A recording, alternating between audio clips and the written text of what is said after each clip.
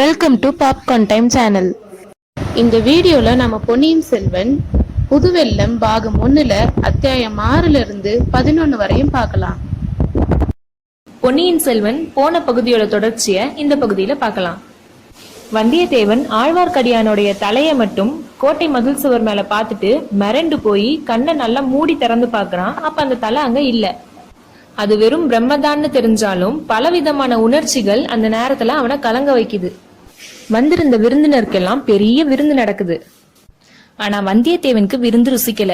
அவனுடைய உடம்பு களைத்திருந்தது, உள்ளம் கலங்கி இருந்தது. ஆனா கந்தமாறன் வந்திருந்த விருந்தினர்கள்லாம் யார் யாருன்னு வந்தியத்தேவன் கிட்ட காமிச்சுக்கிட்டு இருந்தான். வந்திருந்த விருந்தினர்கள் எல்லாம் சோழ சாம்ராஜ்யத்துக்கு கீழே செயல்படுற சிற்றரசர்களும் சிற்றரசர்களுக்கு சமமான சிறப்பு வாய்ந்த அரையர்களும் தான். இவ்ளோ முக்கியமான சோழ சாம்ராஜ்ய பிரமுகர்களை எல்லாத்தையும் ஒரே இடத்துல பார்த்ததை நினைச்சு வல்லவரையன் நியாயமா சந்தோஷப்படணும். ஆனா இவ்ளோ பேரும் எதுக்காக இங்க கூடியிருக்காங்கன்னு சந்தேகம் தான் வல்லவரையனுக்கு ஏற்பட்டது.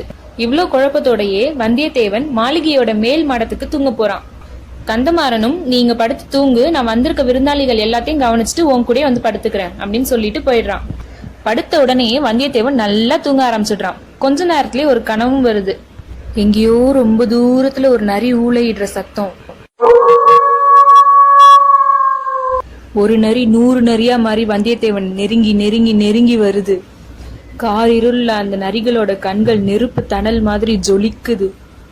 மறுபக்கம் திரும்பி தப்பிக்கலான்னு பார்த்தா 1000 நாய்கள் குலைச்சுக்கிட்டே பாஞ்சு ஓடி வருது. நல்ல வேளைய எதிர்க்க இருக்க கோயிலுக்குள்ள வேகமா ஓடி போய் வாசக்கதவை சாத்துனான். அகோரமா வாய திறந்துகிட்டு இருந்த காளி தேவிக்கு பின்னாடி இருந்து ஒரு பூசாரி பயங்கரமான வெட்டர்வாளோட, வந்தியா வா, எத்தனை ஆண்டுகளா உன் குலத்தினர் அரசு புரிகின்றனர் சொல் அப்படின்னு கேட்டான். 300 ஆண்டுகளா அரசு புரிந்தோம். என் அப்பா காலத்துல வைதும்பராயர்களால அரசை இழந்தோம் அப்படின்னு சொன்னா வந்தியத்தேவன். அப்படின்னா நீ தகுந்த பலி இல்ல, ஓடிப்போ அப்படின்னு பூசாரி சொன்ன உடனே அங்க ஒரு பாட்டு சத்தம் கேக்குது. யாருன்னு பார்த்தா பாடுனது ஆழ்வார்க்கடியான் தான். இல்ல ஆழ்வார்க்கடியானோட தலைதான் பாடுது. இத பாக்க சகிக்காம வல்லவரையன் திரும்பினா தூண்ல முட்டிக்கிட்டான். கனவு கலைஞ்சு முழிச்சு பார்த்தா அங்க கோட்டை மதில் சுவர் மேல ஆழ்வார்க்கடியானோட தலை தெரியுது. இந்த தடவை கனவும் இல்ல பிரம்மையும் இல்ல, உண்மையிலேயே ஆழ்வார்க்கடியான் தான் அங்க தொங்கிட்டு இருக்கான்னு வந்தியத்தேவன் கண்டுபிடிச்சிட்டான். அவன் ஏதோ வஞ்சக எண்ணத்தோட தான் கீழே எதையோ அப்படி உத்து பாத்துட்டு இருக்கான். அவன் எந்தவித தீச்செயலும் செய்யாம தடுக்கிறது கந்தமாறனுடைய உயிர் தோழனாகிய தன்னோட கடமைன்னு வேகமா ஆழ்வார்க்கடியான் இருக்க திசையை நோக்கி ஓடி போறான். வழியிலேயே ஏதோ பேச்சு குரல் கேட்டு தயங்கி தூணோட மறைவுல நின்னு எட்டி பாக்குறான் வல்லவரையன்.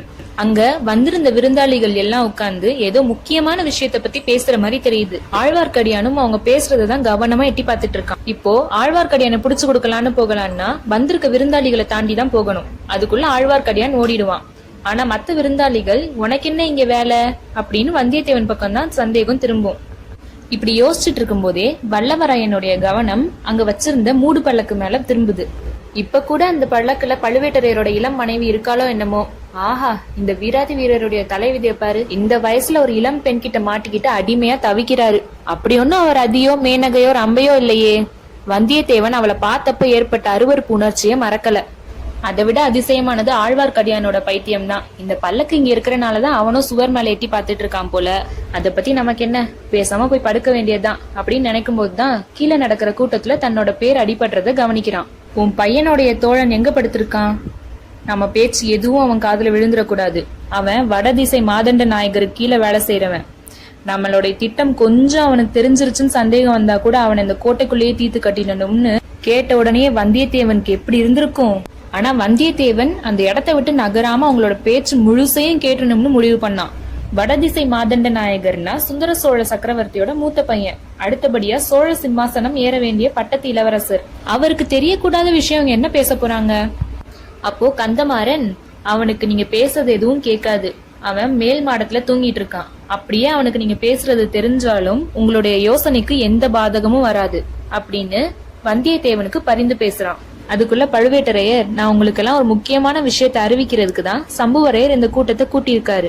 சுந்தர சோழ மகாராஜாவோட உடல்நிலை கவலைக்கிடமா இருக்கு. அரண்மனை வைத்தியர்கள் கிட்ட அந்தரங்கமா கேட்டு பார்த்தேன். அதிக காலம் அவர் உயிரோட இருக்க மாட்டாருன்னு சொல்லிட்டாங்க. அதனால இனிமே நடக்க போற காரியங்களை பத்தி தான் நம்ம யோசிக்கணும். ஜோசியர்கள் என்ன சொல்றாங்க அப்படின்னு ஒருத்தர் கேட்டதுக்கு, அதான் சில நாளா வானத்துல வால் நட்சத்திரம் தெரியுதே, அது போதாதா அப்படின்னு ஒருத்தர் சொல்றாரு. எப்படி இருந்தாலும் அடுத்து பட்டத்துக்குரியவர் யாருன்னு நம்ம யோசிக்கணும் அப்படின்னு பழுவேட்டரையர் சொல்ல, அத பத்தி இனி யோசிச்சென்ன, ஆதித்த கரிகாலருக்கு தான் இளவரசு பட்டம் 2 வருஷத்துக்கு முன்னாடியே சூட்டிட்டாங்களே அப்படின்னு ஒரு கம்மலான குரல் சொல்லுது. உண்மைதான். ஆனா அப்படி இளவரசர் பட்டம் சூட்டுறதுக்கு முன்னாடி நம்மள யாரோட அபிப்பிராயத்தையாச்சும் கேட்டாங்களா? இங்க இருக்க ஒவ்வொருத்தரும் 100 வருஷத்துக்கு மேல 4 தலைமுறைக்கு மேல சோழ சாம்ராஜ்யத்தோட மேன்மைக்காக பாடுபட்டு இருக்கோம். இன்னைக்கும் ஈழ நாட்டுல நம்முடைய குலத்தையும் குடும்பத்தையும் சேர்ந்த பிள்ளைங்கள் போர் செஞ்சுட்டு இருக்காங்க. ஆனா அடுத்தபடியா யார் பட்டத்துக்கு வர்றதுன்றத பத்தி நம்ம கிட்ட மகாராஜா ஒரு வார்த்தை கூட கேட்கலையே. நம்ம யோசனையை கேட்கலன்றது சரிதான், ஆனா யாரையுமே கேட்கலன்னு இறை விதிக்கும் தேவர் சொல்றதுதான் தப்பு.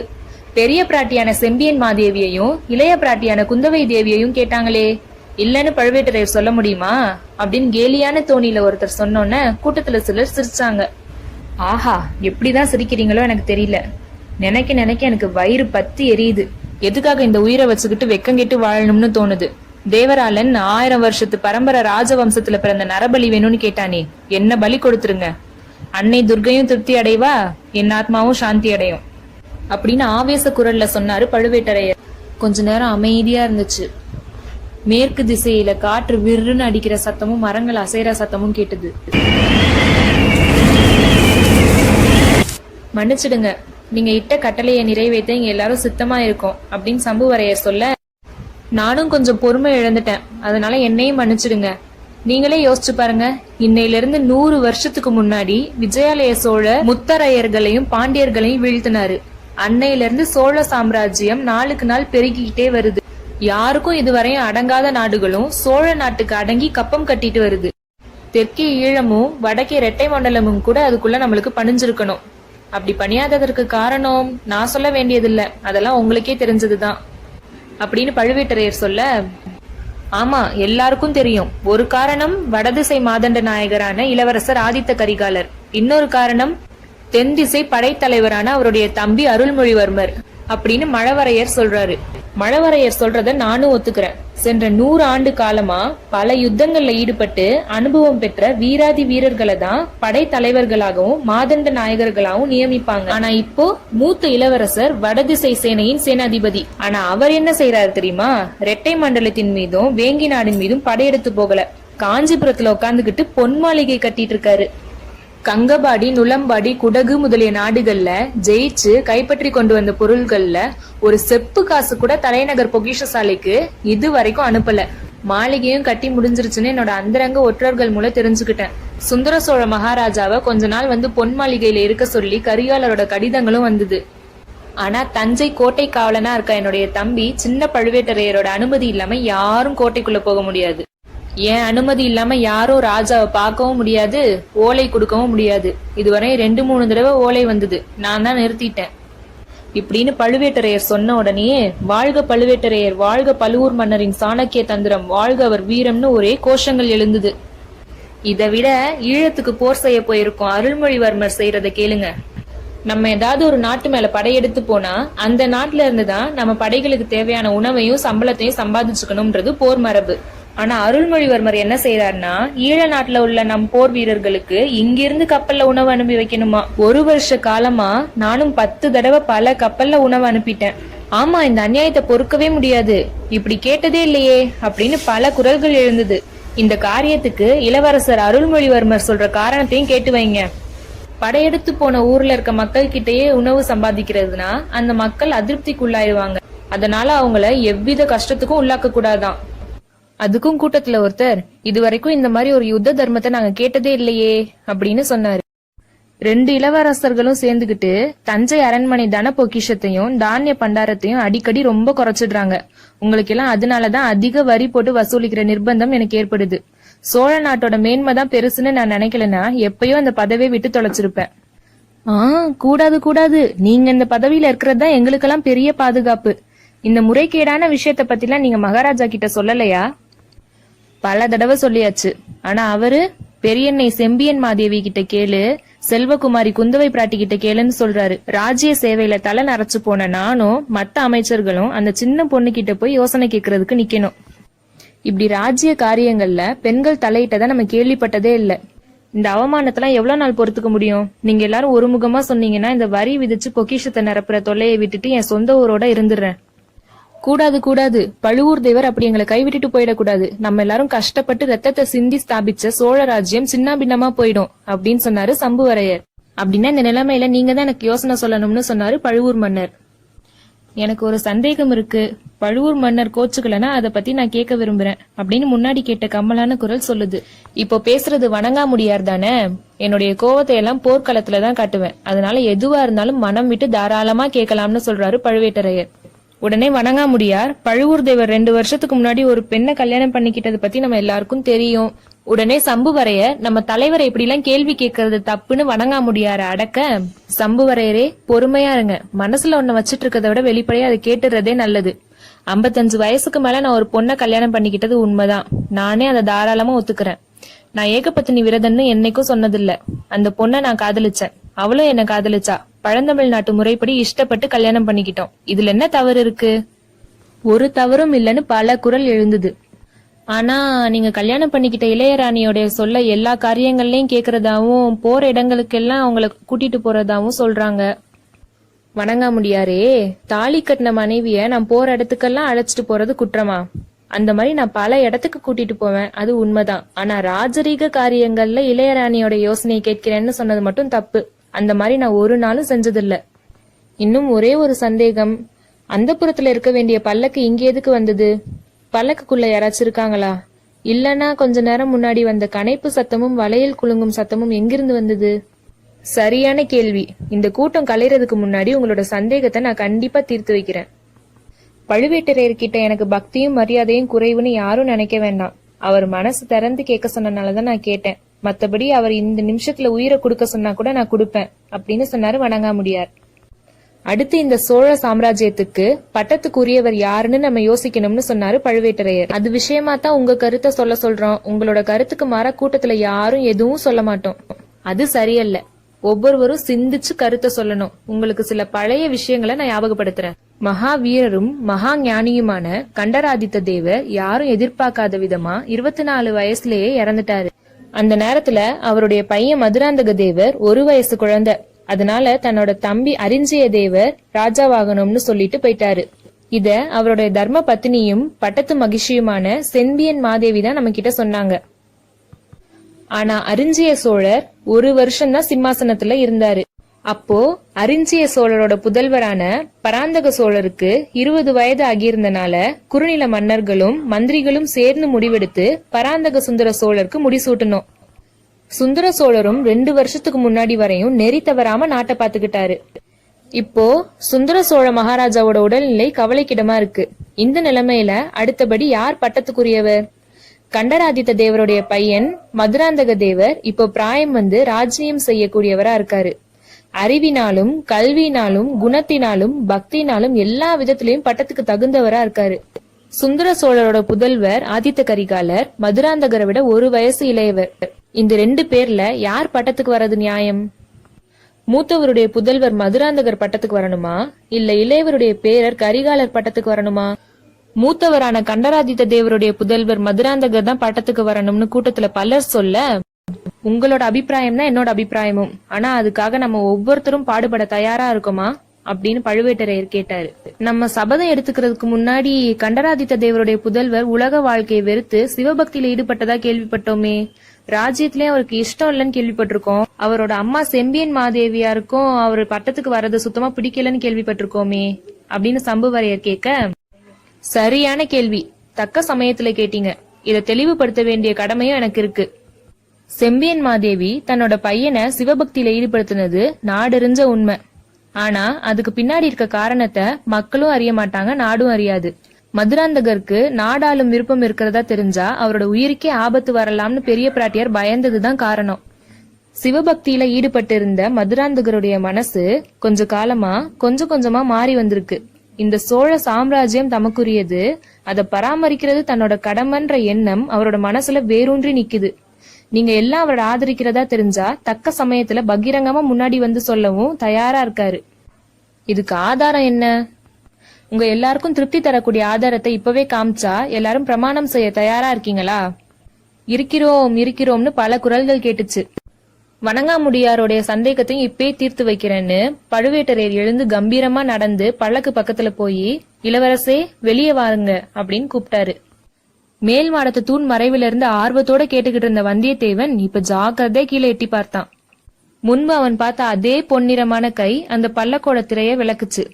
அவன் வளையல்னு நினைச்சது அரசகுமாரர்கள் அணியும் கங்கணம்னு புரிஞ்சுக்கிட்டான். அடுத்த கணமே மன்மதன் மாதிரி ஒரு அழகான உருவம் பல்லக்குக்கு வெளியே வந்து நின்னு சிரிச்சுது. உடனே மதுராந்தக தேவர் வாழ்க, பட்டத்து இளவரசர் வாழ்கன்னு எல்லாரும் கத்த ஆரம்பிச்சாங்க. கூட்டத்துல இருந்தவங்க எல்லாரும் எழுந்து நின்னு வாளையும் வேலையும் உயர்த்தி பிடிச்சு அந்த மாதிரி கத்துனத வந்தியத்தேவன் பார்த்தான். இத பார்த்த உடனே வந்தியத்தேவன் இதுக்கு மேல இங்க இருந்த ஆபத்துன்னு சொல்லி மறுபடியும் அவன் படுத்திருந்த இடத்துக்கே போய் படுத்துட்டான். அன்னைக்கு இரவு வந்தியத்தேவன் மறுபடியும் போய் படுத்தப்போ ஏதோ நதி சுழல்ல சிக்கிக்கிட்ட மாதிரி இருந்தது. ஏற்கனவே ஒரு தடவை நதி சுழல்ல சிக்கி நீச்சலும் தெரியாம போராடிட்டு இருந்தப்போ காப்பாத்தின தெய்வம் மறுபடியும் தன்னை காப்பாத்துமான்னு இருந்தது. வெளி பகைவர்களால ஏற்பட்டிருந்த தொல்லை நீங்கி கொஞ்ச வருஷம்தான் ஆச்சு. இளவரசர் ஆதித்த கரிகாலர் மகா வீரர், போர்க்கலையில நிபுணர், ராஜதந்திரத்துல சாணக்கியர். தன்னோட அறிவாற்றலை பயன்படுத்தி இரட்டை மண்டலத்து கிருஷ்ண மன்னனை தொண்டை மண்டலத்துல இருந்து அடியோடு அழிச்சாரு. வெளிப்பகையை விட உள்பகை என்னென்ன விளைவுகளை தருமோ. இந்த மாதிரி கூட்டம் இதான் முதல் தடவையா இருக்குமா? பழுவேட்டரையர் மூடு பல்லக்கில மதுராந்தகரை வச்சு இந்த மாதிரி இன்னும் எத்தனை கூட்டங்களுக்கு கொண்டு போயிருப்பாரு? உண்மையிலேயே பட்டத்துக்குரியவர் யாரு? ஆதித்த கரிகாலரா மதுராந்தகரா? யோசிக்க யோசிக்க ரெண்டு பக்கமும் நியாயம் இருக்க மாதிரிதான் இருக்கு. பட்டத்திலவரசர் ஆதித்த கரிகாலருக்கு ஏத்த மாதிரி நடந்துகிட்டு பெரிய பதவிகளையும் வானர் குலத்து பூர்வீக ராஜ்யத்தையும் வாங்கலாம்னு நினைச்சோமே. இதெல்லாம் நினைக்க நினைக்க வந்தியத்தேவனுக்கு ரொம்ப நேரம் தூக்கம் வராம அப்புறம் ஒரு வழியா எப்படியோ தூங்கிட்டான். மறுநாள் வெயில் சுள்ளுன்னு அடிக்கிற வரையும் எழுந்திருக்காம கந்தமாறன் வந்து தட்டி எழுப்பியப்ப தூக்கி வாரி போட்டுட்டு எழுந்தான். உடனே கந்தமாறன், ராத்திரி நல்லா தூக்கம் வந்ததா? மற்ற விருந்தினர் எல்லாம் தூங்க போனதுக்கு அப்புறம் நான் இங்க வந்து பார்த்தேன். நீ நல்லா கும்பகர்ண சேவை செஞ்சுட்டு இருந்த. வந்தியத்தேவன் மனசுல பொங்கி வந்த நினைவுகள்லாம் அடக்கிட்டு குறவை குத்து பார்த்துட்டு இங்க வந்து படுத்ததுதான் தெரியும். அதுக்கப்புறம் இப்பதான் எந்திரிக்கிறேன். இவ்வளவு நேரம் ஆயிடுச்சா? உடனே நான் கிளம்பணும் அப்படின்னு எந்திரிக்கிறான். உடனே கந்தமாறன், நல்லா இருக்கே, என்ன அவசரம்? 10 நாளாவது இங்க தங்கிட்டு தான் போகணும் அப்படின்னு சொல்றான். அதுக்கு வந்தியத்தேவன், இல்லப்பா, தஞ்சாவூர்ல மாமாக்கு உடம்பு சரியில்லை, பிழைக்கிறதே கஷ்டம்னு சொல்றாங்க, அதான் உடனே அங்க போகணும். அதுக்கு கந்தமாறன், திரும்பி வரும்போது சில நாள் கட்டாயமா இங்க இருக்கணும் அப்படின்னு சொல்லிட்டு, உன் கூட ராத்திரி கூட நான் சரியா பேசவே இல்லை. வழியில போகும்போதாச்சும் உன் கூட நல்லா பேசினாதான் எனக்கு மனசுக்கு நிம்மதியா இருக்கும். அவசியம் கொள்ளிடக்கரை வரையும் வந்தே தீருவேன் அப்படின்னு சொல்றான். குதிரைகள் மெதுவாவே போச்சு. மேல காத்து புழுதிய வாரி அடிக்கடி அவங்க மேல இறைச்சதையும் பொருட்படுத்தாம பழைய ஞாபகங்களை பத்தி சந்தோஷமா பேசிட்டே போறாங்க அந்த நண்பர்கள். கொஞ்ச நேரத்திலேயே வந்தியத்தேவன், கந்தமாறா, உன் வீட்டுல ஒரு இரவு இருந்தாலும் நல்ல பயனுள்ளதா இருந்தது. ஆனா என்ன, உன் தங்கச்சியை தான் சரியா பார்க்க கூட முடியல. இருந்தாலும் ஒன்றும் பிரச்சனை இல்லை, நீ தான் வரும்போது இன்னும் கொஞ்ச நாள் இருக்கணும்னு சொல்லியிருக்கியே, அப்போ பார்த்து பேசிக்கிட்டா போகுது. ஆமா, உன் தங்கச்சி பேர் என்ன? மணிமேகலை. அடடா, என்ன இனிமையான பேரு. பேர் மாதிரி அழகும் குணமும் இருந்துட்டா. உடனே கந்தமாறன் குறுக்கிட்டு, நண்பா, என் தங்கச்சியை மறந்துடு அப்படின்னு சொல்றான். இதென்ன கந்தமாறா, தலைகீழ் மாறுதலா இருக்கு. நேத்திரவு கூட உன் வீட்டு மருமகனா நான் வரதை பத்தி ஏதோ ஜாடையா சொன்னியே. அது உண்மைதான், ஆனா அதுக்குள்ள வேற இடத்துல என் சகோதரிக்கு கல்யாணம் செஞ்சு கொடுக்க முடிவு பண்ணிட்டாங்க. மணிமேகலையும் அதுக்கு ஒத்துக்கிட்டா. வந்தியத்தேவன் மனசுக்குள்ள மணிமேகலை வாழ்கன்னு சொல்லிட்டு, இளவரசர் மதுராந்தகருக்கு தான் நிச்சயிச்சிருப்பாங்க. மதுராந்தகருடைய கட்சிக்கு பலம் தேட இப்படிலாம் உறவுகளை ஏற்படுத்துறார் போல. பழுவேட்டரையர் பொல்லாத கெட்டிக்காரர் அப்படின்னு நினைச்சுக்கிட்டான். ஆஹா, நேத்து ராத்திரி வந்திருந்த பணக்கார விருந்தாளிகள்ல ஒருவரை மாப்பிள்ளையாக்க திட்டம் செஞ்சீங்களாக்கும். என்ன மாதிரி ஏழை அனாதைக்கு யார் பெண் கொடுப்பாங்க அப்படின்னு வந்தியத்தேவன் கேட்டான். நண்பா, போதும் நிறுத்து. என்னை பத்தியும் என் குடும்பத்தை பத்தியும் அவ்வளோ கேவலப்படுத்தாத. நீ சொல்றதெல்லாம் ஒன்றும் காரணம் இல்லை, வேற முக்கியமான காரணம் இருக்கு. கந்தமாறா, இது என்ன ஒரே மர்மமாவே பேசிட்டு இருக்க இன்னைக்கு? அதுக்காக என்னை மன்னிச்சிடு. உன்கிட்ட கூட மனம் விட்டு பேச முடியாத அளவுக்கு பெரிய காரியம்தான். விஷயம் வெளியே வர வேண்டிய சமயம் வரும்போது ஓட்டமா ஓடி வந்து உன்கிட்ட தான் முதல்ல சொல்லுவேன். அது வரையும் என் மேல நம்பிக்கையா இரு. உன்னை நான் ஒரு நாளும் கைவிட மாட்டேன், என்னை நம்பு அப்படின்னு சொன்னா கந்தமாறன். இந்த மாதிரி 2 பேரும் பேசிட்டே வரும்போதே கொஞ்ச தூரத்திலே கொள்ளிட நதியோட வெள்ளம் தெரிஞ்சது. கொள்ளிட வெள்ளம் ஹோன்னு சத்தம் போட்டுக்கிட்டே கீழ்கடல் நோக்கி அடிச்சு மோதிக்கிட்டு வேகமா போன காட்சிய வந்தியத்தேவன் பார்த்து பிரமிச்சு நின்னான். தோணித்துறையில நின்ன படகுல ஏற்கனவே ஒரு சிவபக்தர் உட்கார்ந்து இருந்தாரு. வந்தியத்தேவனுக்கு இந்த வெள்ளத்துல குதிரையை எப்படி கொண்டு போறது அப்படின்னு யோசனையா இருந்தது. உடனே கந்தமாறன், இதோ நம்மளை தொடர்ந்து 2 பேர் வந்திருக்காங்கல்ல, இதுல ஒருத்தன் உன் குதிரையை இங்கிருந்து கடம்பூருக்கு கூட்டிட்டு வந்துருவான், இன்னொருத்தன் உன் கூட படகுல ஏறி அக்கறைக்கு வந்து வேற ஒரு குதிரை சம்பாதிச்சு கொடுத்துருவான் அப்படின்னு சொன்னான். 2 நண்பர்களும் ஒருத்தர் கட்டி தழுவி விடை பெற்றுக்கிட்டாங்க. துடுப்பு போட ஆரம்பிச்ச உடனேயே படகை நிறுத்துன்னு ஆழ்வார்க்கடியான் வேகமா ஓடி வந்தான். வர்றது வைஷ்ணவர்னு தெரிஞ்ச உடனேயே படகுல இருந்த சிவபக்தர், படகை விடு, அவன் அடுத்த படகுல வரட்டும்னு சொன்னாரு. ஆனா வந்தியத்தேவன் ஆழ்வார்க்கடியான் கிட்ட இருந்து நேற்றிரவு நிகழ்ச்சிகளை பத்தி நிறைய விஷயங்கள் கேட்டு தெரிஞ்சுக்கலான்னு யோசிச்சு, கொஞ்சம் பொறுங்க, அவரும் வரட்டும், படகுல நிறைய இடம் இருக்குல்ல, ஏத்திட்டே போகலான்னு சொன்னான். குடகு நாட்டுல பிறந்து வளர்ந்த பொன்னி நதி கடல்ல கலக்கிறதுக்குள்ள பல தூரம் ஓடி பல கிளைகளா பிரியும். அந்த கிளைகள்ல ஒண்ணுதான் அரிசிலாறுன்ற அழகான நதி. மரங்களுக்கு நடுவுல மறைஞ்சிருக்கிறதால அந்த நதி இருக்கிறதே அவ்வளவா யாருக்கும் தெரியாது. சோலையா நெருங்கி வளர்ந்திருக்க மரங்களுக்கு நடுவுல புகுந்து போனா, அடடா, என்ன ஒரு அருமையான காட்சி! கலைநயத்தோட செய்யப்பட்ட அழகான அன்ன வடிவமான வண்ண படகுல உட்கார்ந்துருக்க இந்த பெண்கள் யாரு? அவர்கள்ல நடுநாயகமா நட்சத்திரங்களுக்கு இடையில பூரண சந்திரன் போல 7 உலகங்களையும் ஆள பிறந்த மகாராணி போல கம்பீரமா உட்கார்ந்துருக்க பொன் யாரு? அவளுக்கு பக்கத்துல கையில வீணை வச்சிருக்க சாந்தமான பொண்ணு யாரு? இனிய குரல்ல இசை பாடிட்டு வரும் அந்த கந்தர்வ பெண்கள் யாரு? அவர்கள் இசைக்கிற கீதத்தோட இனிமே என்னன்னு சொல்றது? பாட்டாவது பண்ணாவது கானமாவது இசையாவது அதெல்லாம் ஒன்றும் இல்லை, இது ஏதோ மாயக்கலை. பாடுறவங்க கேட்குறவங்க எல்லாத்தையும் பித்து பிடிக்க செய்கிற மந்திர வித்தை. படகு மிதந்துக்கிட்டே வந்து ஓடக்கரையில ஒதுங்கி நிற்கிது. அதுலேருந்து 2 பெண்கள் இறங்குறாங்க. அதில் ஒருத்தி 7 உலகங்களுக்கும் ராணின்ற கம்பீரமுடைய பெண், இன்னொருத்தி வீணை வாசிச்சு இன்னிசை எழுப்பிய நங்கை. இருவருமே அழகிகள்னாலும் இருவருடைய அழகுக்கும் நிறைய வேற்றுமை இருந்தது. ஒருத்தி செந்தாமரை மலரோட கம்பீர சௌந்தரியமுடையவள், இன்னொருத்தி குமுத மலருடைய இனிய அழகுடையவள். கம்பீர தோற்றமுடைய பெண் தான் சுந்தர சோழ மன்னருடைய செல்வ புதல்வி குந்தவை. சரித்திரத்துல ராஜராஜன்னு புகழ்பெற்ற அருள்மொழிவர்மனுடைய சகோதரி. ராஜராஜனுடைய புதல்வன் ராஜேந்திரனை எடுத்து வளர்த்து வீராதி வீரனாக்குன பெண்மணி. இன்னொருத்தி குந்தவை பிராட்டியோட இருக்கும் பாக்கியத்தை தேடி வந்த கொடும்பாலூர் சிற்றரசர் குலப்பெண். பிற்காலத்துல சரித்திரத்திலேயே இணையில்லாத பாக்கியவதியாக போறா. குந்தவை மற்ற தோழி பெண்களை பார்த்து, நீங்க எங்கேயே இருங்க, நாங்க கொஞ்ச நேரத்துல திரும்பி வந்துடுறோம்னு சொல்றா. அங்க இருக்க மற்ற தோழி பெண்களும் பற்பல சிற்றரசர்கள் அரண்மனையில பிறந்த அரசகுமாரிகள். குந்தவை தேவிக்கு தோழியா இருக்கிறதே பெரிய பேரா நினைச்சு பழையாறை அரண்மனைக்கு வந்தவங்க. இப்போ தங்கள்ல ஒருத்தியை மட்டும் குந்தவை கூட்டிட்டு போறத நினைச்சு ஏமாற்றம் அடைகிறாங்க. கரையில குதிரை பூட்டிய ரதம் ஒண்ணு நிக்குது. வானதியும் குந்தவையும் ரதத்துல ஏறின உடனே ரதம் புறப்படுது. அக்கா, நம்ம எங்க போறோம் அப்படின்னு வானதி கேட்க, குடந்தை ஜோதிடர் வீட்டுக்கு போறோம்னு சொல்றா குந்தவை. உடனே வானதி, எதுக்காக அங்க போறோம்க்கா அப்படின்னு கேட்குறா. உன்னை பத்தி கேட்கதான், சில மாத காலமாவே நீ இப்படி பிரம்ம பிடித்தவ மாதிரியும் உடல் மெலிந்தும் போற. அக்கா, எனக்கு ஒன்றும் இல்லை, என்னை பத்தி கேட்க போக வேண்டாம். இல்லையடி அம்மா, இல்லை, உன்னை பத்தி கேட்கறதுக்காக இல்லை, என்னை பத்தி கேட்கறதுக்கு தான் போறேன். உங்களை பத்தி என்ன கேட்டு தெரிஞ்சுக்க போறீங்க? எனக்கு கல்யாணம் ஆகுமா, இல்லை கடைசி வரையும் இதே மாதிரி கன்னி பெண்ணாவே இருந்து காலம் கழிச்சிடுவேனான்னு கேட்க போறேன். அக்கா, இதுக்கு ஜோசியர்கிட்ட போய் எதுக்கு கேட்கணும்? நீங்க தலை அசைக்க வேண்டியதுதான். இமயமலையிலிருந்து குமரி முனை வரையும் 56 தேசத்து ராஜாக்களும் போட்டி போட்டுட்டு ஓடி வர மாட்டாங்களா? வானதி, எந்த நாட்டு இளவரசனை கல்யாணம் பண்ணாலும் அவனோட நாட்டுக்கு போக வேண்டியதா இருக்கும். எனக்கு இந்த பொன்னி நதி பாயும் சோழ நாட்டுல இருந்து வேற நாட்டுக்கு போக பிடிக்கல. அதனால நான் வேற நாட்டுக்கு போறதில்லைன்னு சபதம் எடுத்திருக்கேன். அப்படி கல்யாணம் பண்ணிக்கிட்டாலும் அனாதையான சோழ நாட்டு வீரன் ஒருத்தனை தான் கல்யாணம் பண்ணிப்பேன். அப்படி ஒருவனுக்கு தான் ராஜ்யம் இருக்காது, என்னை கூட்டிட்டு வேற எந்த தேசத்துக்கு போகணும்னு சொல்ல மாட்டான். இங்கேயே சோழ நாட்டிலேயே இருந்துடுவான். அக்கா, அப்படின்னா அந்த சோழ நாட்டை விட்டு போக மாட்டீங்களே? இன்னைக்குதான் என் மனசு நிம்மதியா இருக்கு. நீங்க வேற நாட்டுக்கு போனா நானும் உங்க கூட வந்தே தீரணும். உங்களை விட்டு பிரிஞ்சிருக்க என்னால முடியாது. அதே சமயத்துல இந்த சோழ நாட்டை விட்டு பிரியவும் எனக்கு மனசு இல்லை. கல்யாணமானா நீ பிரிஞ்சு போய் தானே ஆகணும். நான் கல்யாணமே செஞ்சுக்க போறது இல்லக்கா. அடிக்கல்லி, என் கண்ணில் மண்ணை தூவலான்னா பாக்குற? உனக்கு சோழ நாட்டு மேலெல்லாம் ஆசை இல்லை. நீ ஆசை வச்சிருக்க சோழ நாடு வாளும் வேலும் தாங்கி ஈழ நாட்டுக்கு யுத்தம் செய்யல போயிருக்கு. உன் அந்தரங்கம் எனக்கு தெரியாது நான் நினைச்சேன். அக்கா அக்கா, நான் அவ்வளோ முட்டாளா? சூரியன் எங்க, காலை பனித்துளி எங்க? சூரியனுடைய நட்புக்கு பனித்துளி ஆசைப்பட்டா என்ன பயன்? இப்படி பேசிட்டு இருக்கும் போதே குடந்தை நகருக்குள்ள போகாம நகரை சுத்திட்டு அந்த ரதம் ஜோதிடர் வீட்டை வந்து அடையுது. வீட்டு வாசல்லையே ஜோதிடரும் அவருடைய சீடரும் தயாரா காத்திருக்காங்க. ஜோதிடர் ரொம்ப பக்தி மரியாதையோட வந்தவங்களை வரவேற்கிறாரு.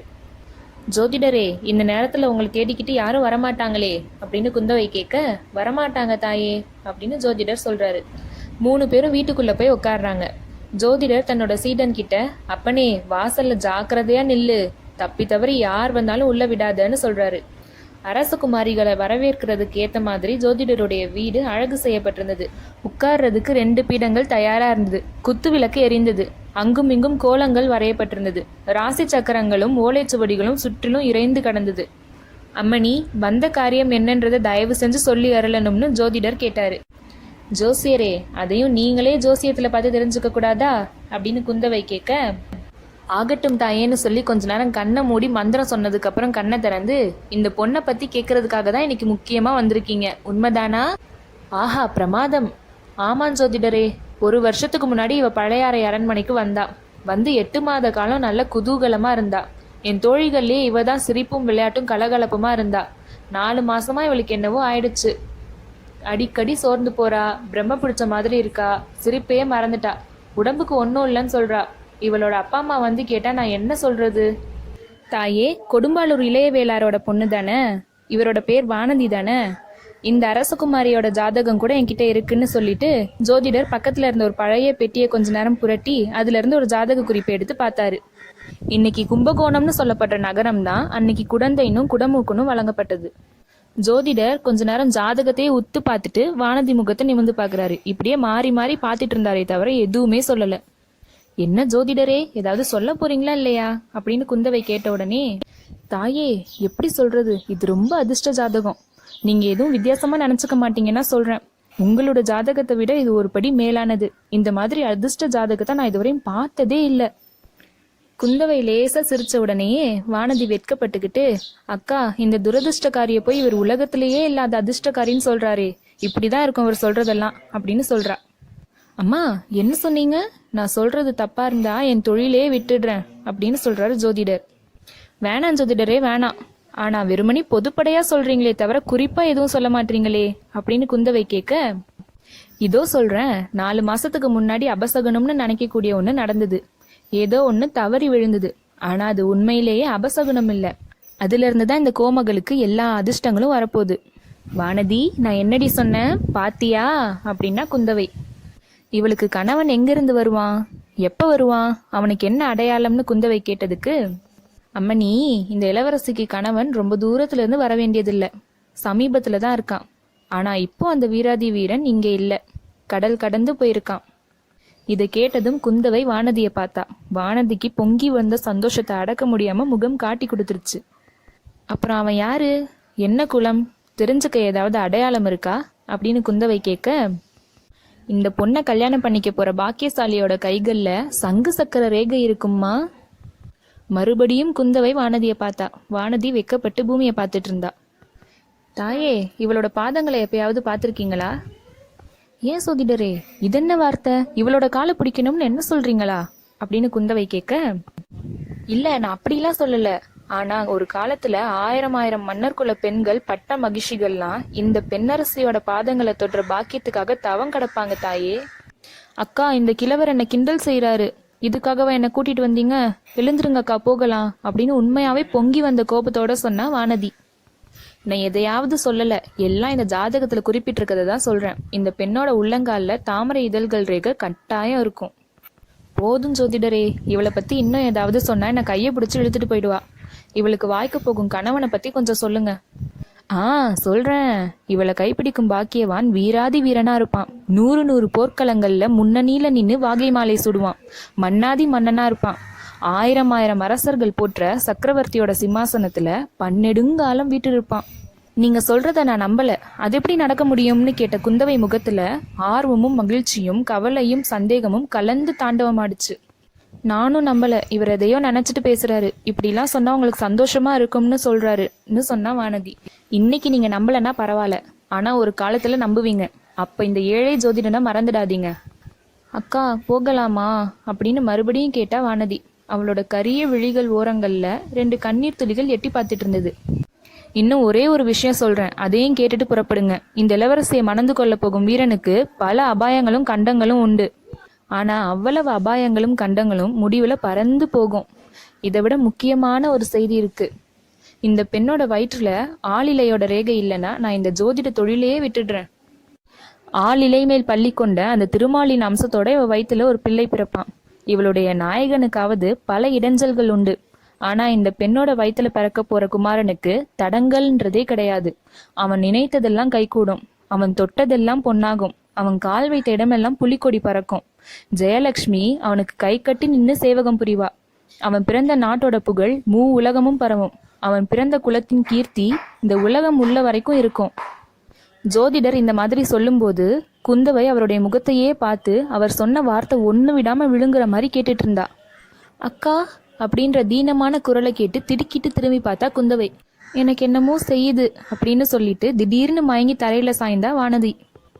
ஜோசியரே, சீக்கிரம் கொஞ்சம் தண்ணி கொண்டு வாங்க அப்படின்னு சொல்லிட்டு வானதியை தூக்கி மடியில போட்டுட்டு ஜோசியர் எடுத்துட்டு வந்த தண்ணிய வானதி முகத்துல தெளிச்சா குந்தவை. ஒன்னும் ஆகாதுமா, கவலைப்படாதீங்க அப்படின்னு சொன்னாரு ஜோசியர். ஒரு கவலையும் இல்லை, இது இவளுக்கு வழக்கம்தான். இந்த மாதிரி இது வரைக்கும் 5-6 தடவை ஆயிடுச்சு. கொஞ்ச நேரம் போனா அவளே கண்ணு முழிச்சு எந்திரிச்சிடுவா. எழுந்ததும் இது பூலோகமா கைலாசமானு கேட்பா அப்படின்னு சொன்னா குந்தவை. அப்புறம் கொஞ்சம் மெல்லிய குரல்ல, ஜோசியரே, முக்கியமா ஒன்று கேட்கறதுக்காக தான் உங்ககிட்ட வந்தேன். நாடு நகரங்கள்ல சில காலமா ஜனங்க ஏதேதோ பேசிக்கிறாங்களாமே. வானத்துல சில நாளா வால் நட்சத்திரம் தெரியுதே, ராஜ்யத்துக்கு ஏதாவது ஆபத்து இருக்கா அப்படின்னு கேட்டா குந்தவை. அதை மட்டும் என்ன கேட்காதீங்க தாயே. தேசங்கள் ராஜ்யங்கள் இதுக்கெல்லாம் ஜாதகமும் கிடையாது, ஜோசியமும் சொல்ல முடியாது. ஜோசியரே, ரொம்ப சாமர்த்தியமா பேசுறீங்க. ராஜாங்கத்துக்கு ஜோசியம் பார்க்க வேணாம், ஆனா என் அப்பாக்கும் சகோதரர்களுக்கும் பார்க்கலாம்ல. அவங்களுக்கு ஜாதகத்தை பார்த்தா ராஜாங்கத்துக்கு பார்க்குற மாதிரி ஆயிடும்ல. சாவகாசமா இன்னொரு நாள் பார்த்து சொல்றேம்மா. பொதுவா இது குழப்பங்களும் அபாயங்களும் நிறைஞ்ச காலம். எல்லாருமே கொஞ்சம் ஜாக்கிரதையா இருக்க வேண்டியதுதான். ஜோசியரே, எங்க அப்பா சக்கரவர்த்தி சுந்தர சோழர் பழையாறையை விட்டு தஞ்சாவூருக்கு போனதுல இருந்து எனக்கு ஒரே கவலையா இருக்கு. முன்னாடியே சொன்னனே தாயே, மகாராஜாக்கு பெரிய கண்டம் இருக்கு. உங்களுடைய குடும்பத்துக்கும் பெரிய அபாயங்கள் இருக்கு. துர்காதேவியோட அருளால எல்லாம் நிவர்த்தியாகும். அக்கா, நம்ம எங்க இருக்கோம் அப்படின்னு வானதியோட குரல் கேட்டுது. கண்மணி, இன்னும் நம்ம பூலோகத்துல தான் இருக்கோம். சொர்க்கலோகத்துக்கு கூட்டிட்டு போக புஷ்பக விமானம் இன்னும் வரல. எழுந்துரு, நம்மோட குதிரை பூட்டிய ரதத்துல ஏறிட்டு அரண்மனைக்கு போகலாம் அப்படின்னு சொன்னா குந்தவை. கொஞ்சம் பொறுங்க தாயே, தேவியோட பிரசாதம் தரேன், வாங்கிட்டு போங்க அப்படின்னு சொல்லிட்டு ஜோசியர் ஓலைச்சுவடிகளை கட்ட தொடங்கினாரு. ஜோசியரே, எனக்கு என்னெல்லாமோ சொன்னீங்க, அக்காவுக்கு ஒண்ணுமே சொல்லலையே. அக்காவை கல்யாணம் பண்ணிக்க போற அந்த வீராதி வீரர், இளைய பிராட்டிக்கு ஏத்த அந்த ராஜகுமாரர் எங்க இருந்து வருவாரு அப்படின்னு வானதி கேட்டா. வராரு தாயே, வராரு, கட்டாயம் வரப்போறாரு, சீக்கிரத்திலேயே வருவாரு. எப்படி வருவாரு? குதிரை மேல வருவாரா, ரதத்துல ஏறி வருவாரா, யானை மேல வருவாரா, கால்நடையா வருவாரா, இல்ல நேரே ஆகாயத்துல இருந்து கூரையை உடைச்சிட்டு வந்து குதிப்பாரா அப்படின்னு குந்தவை கேலியா கேட்டா. அக்கா, குதிரை காலடி சத்தம் கேக்குது அப்படின்னு வானதி கொஞ்சம் பரபரப்போட சொன்னான். உண்மையாவே அப்ப வீதியில குதிரை ஒண்ணு வேகமா வர சத்தம் கேட்டது. அந்த சமயத்துல வீட்டு வாசல்லையே ஏதோ குழப்பமான குரல் ஒலிகள்லாம் கேட்டது. இதானே ஜோசியர் வீடு? ஆமா, நீ யாரு? ஜோசியர் இருக்காரா? உள்ள போக கூடாது. அப்படிதான் போவேன், விடமாட்டேன். ஜோசியரை பார்க்கணும். அப்புறம் வா. அப்புறம் வர முடியாது, எனக்கு ரொம்ப அவசரம். அடே அடே, நில்லு நில்லு, கொஞ்சம் தள்ளிப்போ, தடுத்த கொன்னுடுவேன். ஐயா ஐயா, உள்ள போகாதீங்க, வேண்டாம். படார்னு வாசக்கதவு திறந்தது. அவ்வளவு தடபுடலோட ஒரு வாலிபன் உள்ள திடீர்னு வந்தான். அவனை பின்னால் இருந்து தோள்களை பிடிச்சி இழுக்க ஒருத்தன் முயற்சி செஞ்சுட்டு இருந்தான். வாலிபன் திமிருக்கிட்டு வாசப்படியை கடந்து உள்ள வந்தான். வந்த வாலிபன் யாருன்னு நீங்களே யூகிச்சிருப்பீங்க. நம்ம வீரன் வந்தியத்தேவன் தான். வீட்டுக்குள்ள இருந்த 3 பேரோட கண்களும் ஒரே நேரத்துல அந்த வீரனை பார்த்தது. வந்தியத்தேவனும் உள்ள இருந்தவங்கள பார்த்தான். இல்ல, உள்ள இருந்தவங்கள ஒருத்தரை தான் பார்த்தான். அது கூட இல்ல, குந்தவை தேவிய அவன் முழுமையா பார்க்கல. அவளோட பொன் முகத்தை மட்டுமே பார்த்தான். முகத்தையாவது முழுமையா பார்த்தானா? அதுவும் இல்ல. வியப்பினால சிறிது விரிந்திருந்த அவளோட பவளச் செவ்வாய் இதழ்களை பார்த்தான். கம்பீரமும் வியப்பும் குறும்பு சிரிப்பும் ததும்பி இருந்த அவளோட அகன்ற கண்களை பார்த்தான். கண் இமைகளையும் கரிய புருவங்களையும் பார்த்தான். தங்க வண்ண நெத்திய பார்த்தான். குங்கும சிவப்பான கன்னங்களை பார்த்தான். சங்கு மாதிரியான வழுவழுப்பான கழுத்தை பார்த்தான். இவ்வளவும் ஒரே நேரத்துல தனித்தனியா அவன் மனதுல பதிந்தது. இதெல்லாம் சில வினாடி நேரம்தான். உடனே சட்டுன்னு திரும்பி ஜோதிடரோட சீடனை பார்த்து, ஏன்பா, உள்ள பெண்கள் இருக்காங்கன்னு முதலே சொல்லக்கூடாதா? சொல்லியிருந்தானே அப்படி வந்திருப்பனா அப்படின்னு கேட்டுக்கிட்டே அந்த சீடனை தள்ளிக்கிட்டு வெளியே போனான். இருந்தாலும் வெளியே போறதுக்குள்ள இன்னொரு தடவை திரும்பி குந்தவை தேவியை பார்த்துட்டு தான் போனான். அடே அப்பா, புயல் அடிச்சு ஓஞ்ச மாதிரி இருக்கு. ஜோசியரே, இவர் யாரு அப்படின்னு கேட்டா குந்தவை. தெரியாது தாயே, யாரோ அசலூர்கார மாதிரி இருக்கு. குந்தவை திடீர்னு எதையோ நினைச்சு கலகலன்னு சிரிச்சா. எதுக்காகக்கா சிரிக்கிறீங்க? எதுக்காகவா?